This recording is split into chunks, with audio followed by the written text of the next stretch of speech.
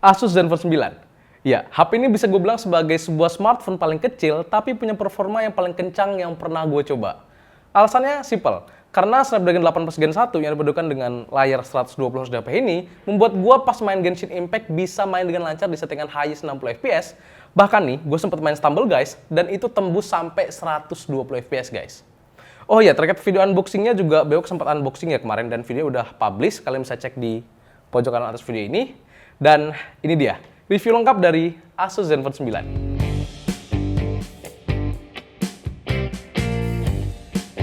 Selain ukurannya yang compact, hal yang paling menarik dari desain Zenfone 9 ini adalah back covernya yang punya finishing mirip kain atau kertas kardus gitu. Menurut gue sih Asus cerdas banget sih ya di poin ini, karena meskipun material yang digunakan masih plastik, namun feel-nya masih berasa selayaknya HP flagship. Poin lain yang mendukung feel premiumnya menurut gue adalah dari desain modul kameranya yang bulat dan besar, terus frame-nya juga udah berbahan aluminium. Di sebelah kanan ada tombol volume dan power yang punya banyak fungsi, di sebelah kiri kosong. Di bagian bawah ada grill speaker utama, port USB Type-C, mikrofon, dan satu SIM tray yang mepet dengan sudut HP-nya, yang sayangnya nggak support memori eksternal. Serta terakhir bagian atas ada satu mikrofon lagi, dan sebuah port 3,5 mm audio jack yang menjadi poin plus lainnya untuk smartphone ini. Sementara di bagian depan terdapat layar yang dilengkapi dengan satu punch hole di pojok kiri atas. Tapi nih, buat yang agak detail, sayangnya di bagian bezel memang terlihat masih sedikit tebal. Layarnya sendiri berukuran 5,9 inci Super AMOLED 120Hz, beresolusi 1080x2400 pixels yang menghasilkan pixel density hingga 445 ppi. Ya, meskipun masih Full HD+, tapi berkat ukuran layar yang kecil plus panel Super AMOLED membuat gua sama sekali nggak menemukan celah ya untuk tampilan layarnya ini. Teknologi stereo speaker yang ada di HP ini juga sama sekali nggak mengecewakan ya bro. Mau dipakai buat main game, hingga streaming film sekalipun, kualitas suaranya sama-sama masih terdengar maksimal. Nah, kalau kita bicara soal gaming nih, Asus Zenfone 9 ini menggunakan chipset Snapdragon 8 Plus Gen 1.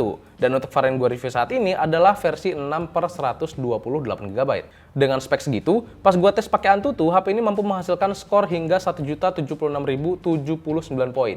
Game pertama yang gue cobain adalah Real Drum, karena gue mau ngetes ya sensitivitas layarnya dulu. Dan hasilnya amat sangat responsif.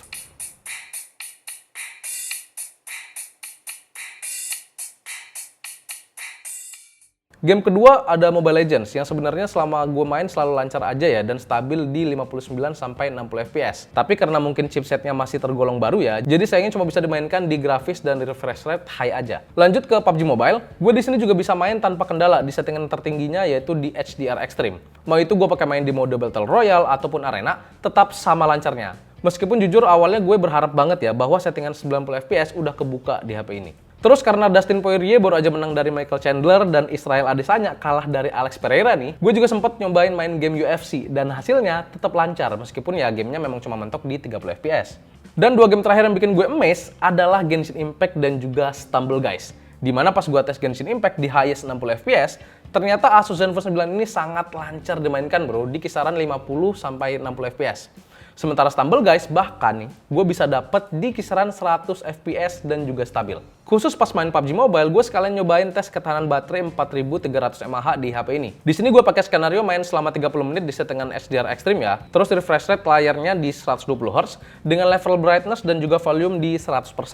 Hasilnya baterai Asus Zenfone 9 ini berkurang 10% dari 83% ke 73%. Selain itu, gue juga nyobain tes nonton YouTube di resolusi 1080p dengan skenario yang sama. Hasilnya kali ini cuma berkurang 4% dari yang sebelumnya 72% menjadi 68%. Oh iya, nggak lupa juga untuk memaksimalkan performa baterainya, kita juga diberikan kepala charger berdaya 30 watt dengan tipe kabel Type-C to Type-C di paket penjualannya. Terakhir nih, kalau misalkan bahas HP flagship rasanya kurang lengkap gitu ya kalau nggak bahas soal kameranya. Asus Zenfone 9 ini membawa setup dual kamera di belakang dengan kamera utama 50 megapiksel yang didampingi dengan satu lensa 12 megapiksel ultrawide. Dan untuk lensa utama 50 megapikselnya sendiri udah dilengkapi dengan gimbal stabilizer ya guys.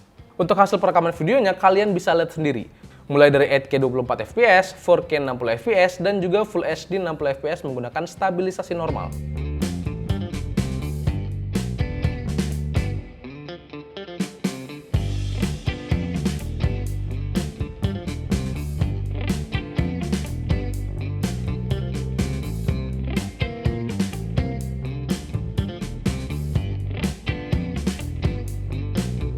Nah, selain berbagai kelebihan yang udah gue sampaikan tadi, Asus ZenFone 9 ini juga masih memiliki beberapa fitur lain yang menurut gue nggak kalah membantu. Pertama adalah Smart Key yang bisa bikin tombol power memiliki banyak fungsi. Salah satunya kita bisa scroll tab notifikasi hanya lewat tombol power aja. Kedua ada Game Genie yang bisa memaksimalkan performa gaming selayaknya ROG Phone 6. Di sini kita bisa atur performa Asus ZenFone 9 kita mulai dari ultra durable yang terendah hingga high performance untuk hasil bermain game yang paling maksimal. Dan fitur terakhir yang gue sering pakai adalah double tap nih, dimana gue tinggal tap 2 kali aja di bagian back covernya untuk membuka aplikasi kamera. BTW pas gue bikin video ini, gue sayangnya masih belum tahu harga resminya berapa ya, tapi kalau nanti udah misalkan ada nih harga resminya, gue bakal langsung pin aja di kolom komentar.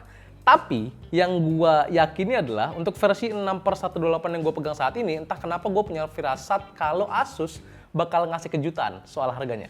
Overall, gue sangat puas ya dengan pengalaman gue selama hampir seminggu nyobain HP ini. Mulai dari dimensinya yang kecil dan compact, punya layar yang tajam, speakernya bagus, kameranya juga oke dengan performa gaming yang juga kencang. Hingga nih dengan adanya beberapa fitur minor yang menurut gue justru ngebantu banget. Dan kalau misalkan kalian tanya kekurangan dari HP ini, gue bisa jawab ada 2 bro. Dimana yang pertama adalah suhu HP-nya yang pas gue pakai main game berat dalam durasi yang lama itu cukup mengganggu karena panas. Terus yang kedua adalah dari modul kameranya yang cukup gede sehingga gue beberapa kali agak khawatir gitu pas gue pakai HP ini tanpa menggunakan casing.